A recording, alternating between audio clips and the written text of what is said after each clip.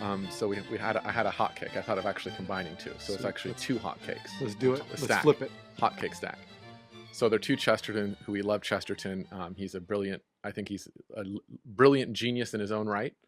And actually, there's a fairly recent biography of him by Ian Carr about Chesterton. Talks about how nowadays is the time for Chesterton scholarship to come of its own, because of the way the texts have worked and the way the biographies used to work and kind of be dominated by a certain Catholic apologetics interest in Chesterton. But now there's actually scholarly interest in his literary theory and his metaphysics and like his poetic imagination, actually scholarly topics in their own right. So I'm just saying, Chesterton isn't just the darling of Catholic apologists and the darling of like Christians.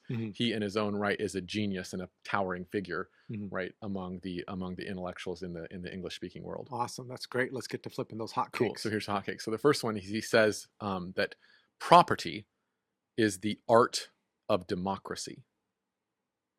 Property is the art of democracy. Another thing he says about democracy is he says tradition is the democracy of the dead.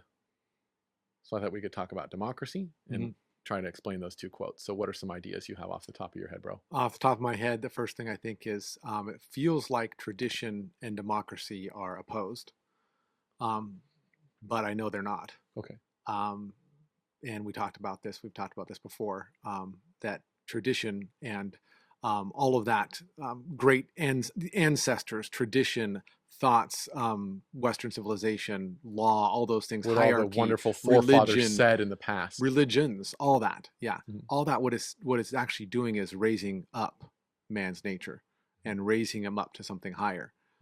So it's not a domination, especially the Christian conception of the world, which is the true conception, which is the true way to see the world is through Christian eyes, is that, as we talked about with Mark. But that idea of, I'm losing what I was thinking. So I think the key insight is democracy, right? Yeah. So the top popular idea of democracy, I think, is sort of like just people independently ruling themselves, doing what they want. Which you're like, well, that sounds good, that sounds right. But on the other hand, that sounds kind of like right-wing libertarian in a certain way. Not that they're wrong about everything, but that makes me suspicious, right? Because it sounds like that kind of a sound bite.